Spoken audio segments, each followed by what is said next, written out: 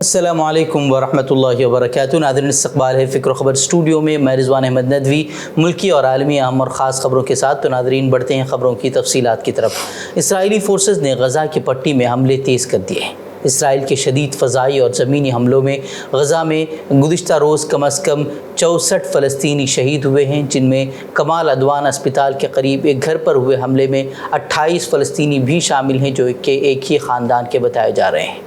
मज़ीद दर्जनों अफराद मलबे तले दबे हुए हैं और जनूबी गज़ा में हमास से जंग के दौरान 3 इसराइली फ़ौजी भी हलाक और 4 ज़ख्मी हुए हैं।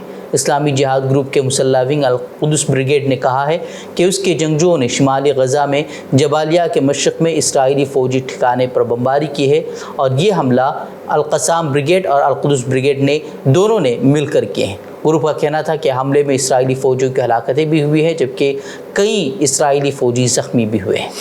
वहीं गज़ा में जिस तरीके से जंग जारी है और रफ़ा में इसराइल के हमले जो है वो शदीद तर होते जा रहे हैं, उसी के दरमियान गुज़िश्ता रोज़ वलीअहद शहज़ादा मोहम्मद बिन सलमान और वाइट हाउस के कौमी सलामती के मुशीर जेक सल्लिवान ने सऊदी अरब में इसराइल की गज़ा पर जंग और स्ट्रेटेजिक मुआहदों के तकरीबन हतमी मसौदों का जायज़ा लेने के लिए मुलाकात की है। शहज़ादा मोहम्मद और सल्लिवान ने इसराइल और फ़लस्तीनियों के लिए 2 रियासती हल के लिए एक काबिल एतबार रास्ता तलाश करने, वही गज़ा में जंग रोकने और इंसानी इमदाद के दाखिले में सहूलत फराहम करने की ज़रूरत पर तबादला ख्याल किया। वहीं फ़लस्तीनियों पर जारी मज़ालिम और रफ़ा पर हमलों को रोकने के लिए दुनिया भर में एहतजाजात का सिलसिला भी जारी है, लेकिन अमेरिका में अब फ़लस्तीनियों के लिए आवाज़ उठाना भी जो है वो जुर्म बन गया है। न्यूयॉर्क पुलिस ने ब्रुकलिन में फ़लस्तीनी हामी मुजाहरे में मुतअद्दिद मुजाहरीन को मारा पीटा है और उन्हें गिरफ़्तार कर लिया है। न्यूयॉर्क पोस्ट ने कहा कि कम अज़ कम 12 अफराद को गिरफ़्तार किया गया है और उनके साथ जो मारपीट की गई है उसकी वीडियो जो है सोशल मीडिया पर वायरल हो रही है। वहीं जंग को लेकर इसराइल की जंगी काबीना के अरकान के दरमियान भी इख्तिलाफ़ात शदीद तर होते जा रहे हैं। इसराइली जंगी काबीना के रुकन बेनी गेंट्स ने कहा है कि अगर 8 जून तक गज़ा पट्टी में फ़ौजी कार्रवाइयों के लिए कोई नया मंसूबा नहीं अपनाया गया तो वो वज़ीर-ए-आज़म बेंजामिन नेतन्याहू की क़यादत वाली हंगामी हुकूमत से मुस्ताफ़ी हो जाएंगे। बेनी गेंट्स ने हफ्ते के रोज़ एक न्यूज़ कॉन्फ्रेंस में बताया कि अब हम एक मोहलिक चौराहे पर खड़े हैं। मुल्क की क़यादत को बड़ी तस्वीर को देखना होगा, ख़तरात और मौक़े की शनाख्त करनी होगी और एक ताज़ा तरीन कौमी हिकमत अमली तैयार करनी होगी।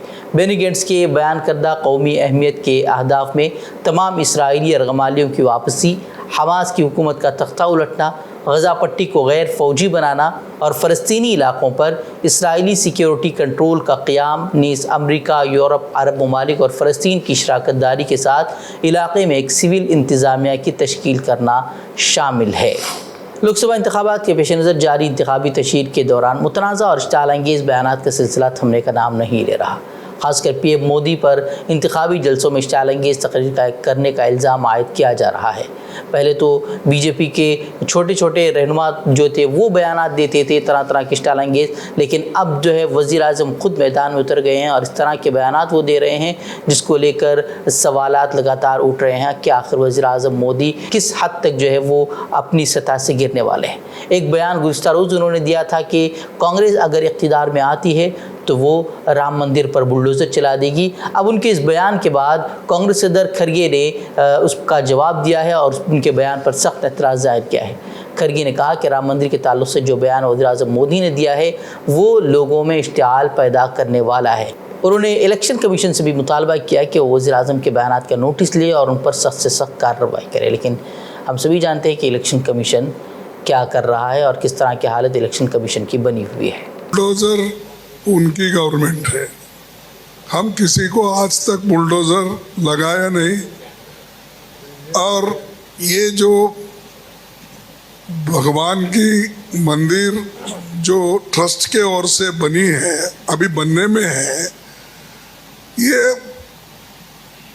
जनता में एक भ्रम पैदा करने के लिए और जनता में एक रोष पैदा करके इंस्टिगेट करने का, ये तो मैं समझता हूँ ये तो इलेक्शन कमीशन उनके ऊपर एक्शन लेना चाहिए। जो इंस्टिगेटिव स्पीचेस करते हैं तो उनके खिलाफ तो कार्रवाई होनी चाहिए। खुद प्राइम मिनिस्टर कर रहे हैं, अगर कोई छोटा मोटा नेता करता तो हम मानेंगे, ये बुलडोज़र लगाएंगे वो लगाएंगे। जो चीज़ें हम नहीं कर सकते, इम्पॉसिबल है, اور اس کو انہوں نے ایسا لوگوں کو بھڑکا رہے ہیں، تو یہ کبھی نہیں ہوگا۔ ہماری گورنمنٹ آنے کے بعد ہر چیز کی حفاظت ہوگی، یہ ہمارا جو سمویدھان کہتا ہے، سمویدھان کے تحت ہم چلیں گے۔ الیکشن کمیشن جس طریقے سے کام کر رہا ہے اس کو لے کر سوالات اٹھ ہی رہے ہیں، اور اب جو ہے الیکشن کمیشن آف انڈیا کے ذریعے پولنگ کے اختتام کے بعد ٹرن آؤٹ ڈیٹا اپلوڈ کرنے میں تاخیر کے الزامات عائد کیے جا رہے ہیں، اور سپریم کورٹ میں بھی اس کو لے کر عرضی دائر کی گئی ہے، جس پر عدالت عظمیٰ نے الیکشن کمیشن آف انڈیا سے کچھ سوالات بھی پوچھے ہیں۔ رپورٹ کے مطابق سپریم کورٹ نے الیکشن کمیشن آف انڈیا سے کہا ہے کہ وہ پولنگ کے 48 گھنٹوں کے اندر لوک سبھا انتخابات 2024 میں پولنگ کے ووٹوں کی تعداد سمیت تمام پولنگ اسٹیشنوں میں ووٹر ٹرن آؤٹ کے حتمی تصدیق شدہ ڈیٹا کا انکشاف کرنے کی درخواست کا جواب دے۔ کرناٹکا پولیس نے ہفتے کو گوا سے ایک شخص کو لوک سبھا انتخابات کے لیے کانگریس کے منشور کے بارے میں جھوٹے دعوے کرنے پر گرفتار کیا ہے۔ گرفتاری کے چند گھنٹے بعد بی جے پی کے رہنماؤں نے کرناٹک حکومت پر طاقت کا غلط استعمال کرنے کا الزام عائد کیا اور کہا کہ وہ اس بات کو یقینی بنائیں گے کہ اس شخص کو قانونی مدد ملے گی۔ اس شخص نے جو ایکس اکاؤنٹ چلاتا ہے، اس نے 22 اپریل کو سوشل میڈیا پلیٹ فارم پر الزام لگایا تھا کہ کانگریس ہندوؤں سے دولت چھین کر صرف مسلمانوں میں تقسیم کرنا چاہتی ہے۔ پوسٹ کو حالانکہ اب ڈیلیٹ کر دیا گیا ہے، لیکن اس معاملے میں کارروائی کی گئی ہے۔ دراصل جو اس شخص نے بتایا تھا وہ بی جے پی کے اسی پروپیگنڈے کا حصہ تھا، جس طریقے سے بی جے پی جو ہے سوشل میڈیا سے لے کر اپنے انتخابی تقریروں میں اس طریقے کے گمراہ کن دعوے کر رہی ہے، اور یہ دعوے جھوٹے بھی ثابت ہو چکے ہیں۔ کانگریس نے اس کو لے کر بیانات بھی جاری کیے ہیں کہ اس طرح کا اس کے مینیفیسٹو میں کوئی بھی اعلان نہیں کیا گیا ہے، لیکن بی جے پی کی جانب سے اس طرح کا جو پروپیگنڈا ہے وہ لگاتار چلایا جا رہا تھا۔ وہیں اب بی جے پی ہی اس کے دفاع میں آ گئی ہے، اور بی جے پی کے سوشل میڈیا سیل کے سربراہ امت مالویہ جو ہمیشہ جھوٹ پھیلاتے رہتے ہیں، اس نے کہا ہے کہ پارٹی ملزم کے خاندان کے ساتھ رابطے میں ہے اور اس کی قانونی مدد کو یقینی بنائے گی۔ امت مالویہ نے الزام لگایا کہ کانگریس نے انتشار پھیلایا ہے اور وہ اختلاف رائے کو برداشت نہیں کرتی، لیکن اس ملک میں کبھی بھی دوسری ایمرجنسی نہیں ہوگی۔ اس طرح کا دعویٰ جو ہے وہ امت مالویہ کی جانب سے کیا جا رہا ہے، لیکن ہر کوئی جانتا ہے کہ انتشار کون پھیلا رہا ہے، اختلاف رائے کو کون برداشت نہیں کر پا رہا، اور ملک میں ایمرجنسی کے حالات کیا ہیں یہ ہم سبھی جانتے ہی ہیں۔ اسپین نے بھارت سے اسرائیل جانے والا اسلحے سے بھرا جہاز لنگر انداز ہونے سے روک دیا ہے۔ ہسپانوی ٹرانسپورٹ کے وزیر نے کہا کہ ڈنمارک کے جھنڈے والا جہاز 27 ٹن دھماکہ خیز مواد بھارت کے چنئی بندرگاہ سے اسرائیل کے بندرگاہ حیفا لے جا رہا تھا۔ ان کا کہنا تھا کہ اسپین اسرائیل کے لیے ہتھیاروں سے لدے بحری جہازوں کو اپنی بندرگاہوں پر آنے کی اجازت نہیں دے گا۔ ہسپانوی اخبار کے مطابق ہو سکتا ہے کہ بحری جہاز نے بحیر احمر کے راستے اسرائیل میں داخل ہونے سے گریز کیا، کیونکہ وہاں یمن کے حوثیوں کا قبضہ ہے۔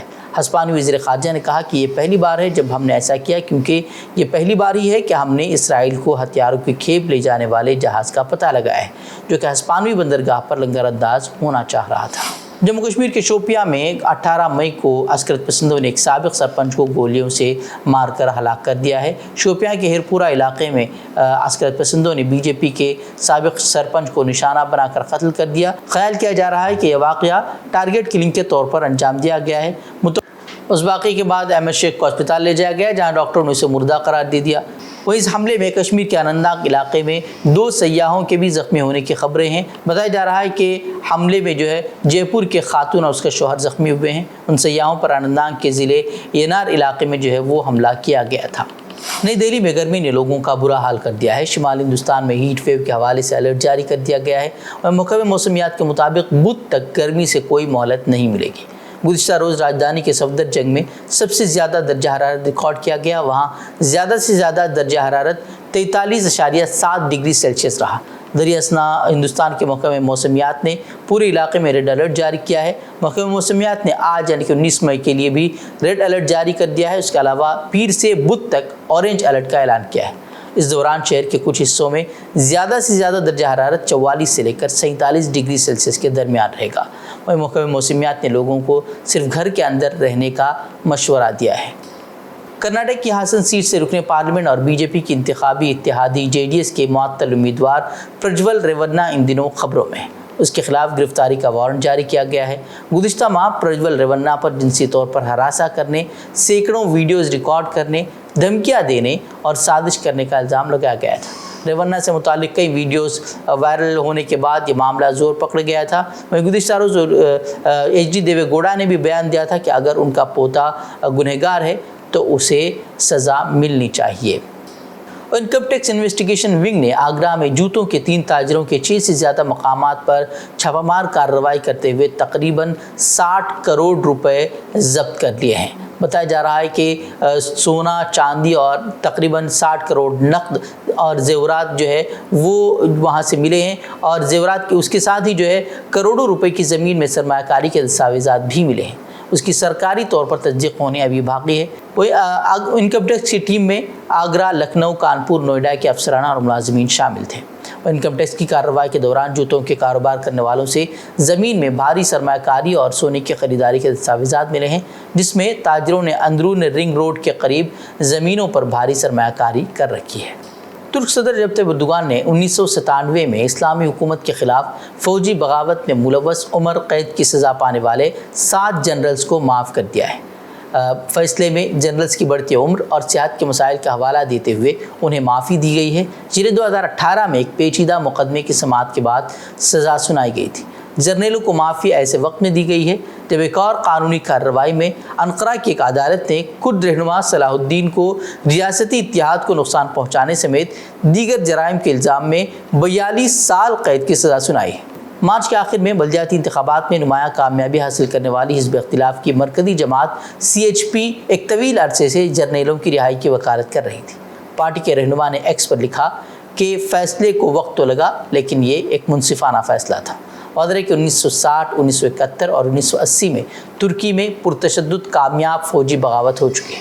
تاہم موجودہ صدر رجب طیب اردوغان کے خلاف 2016 میں ہونے والی بغاوت میں ناکامی کے بعد فوج کی سیاست میں مداخلت کی طاقت کافی حد تک کم ہو چکی ہے۔ افغانستان کے صوبے غور میں شدید بارش کے نئے سلسلے اور سیلاب نے تباہی مچا دی ہے، جس کے نتیجے میں 50 افراد جاں بحق اور ہزاروں گھر منہدم ہو گئے ہیں۔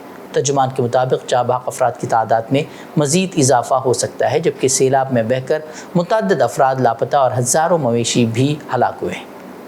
بارشوں اور سیلاب کی وجہ سے ہزاروں ہیکٹر زرعی زمین ناقابل کاشت ہو چکی ہے، سینکڑوں چھوٹے بڑے پل بھی تباہ ہوئے ہیں اور لاکھوں کی تعداد میں درخت بھی جو ہے سیلاب کی نظر ہو گئے ہیں۔ حکام کا کہنا ہے کہ گزشتہ کئی ہفتوں سے افغانستان میں بارشیں ہو رہی ہیں، جن کی وجہ سے ملک میں بڑے پیمانے پر جانی اور مالی نقصان ہوا ہے۔ تو ناظرین، اتنی خبریں، مزید خبروں کے لیے آپ ہمارے ویب سائٹ www.fikrkhabar.com کی طرف رخ کر سکتے ہیں۔ ویڈیوز کے لیے ہمارے YouTube چینل کو سبسکرائب کریں۔ تو ناظرین، السلام علیکم ورحمۃ اللہ وبرکاتہ۔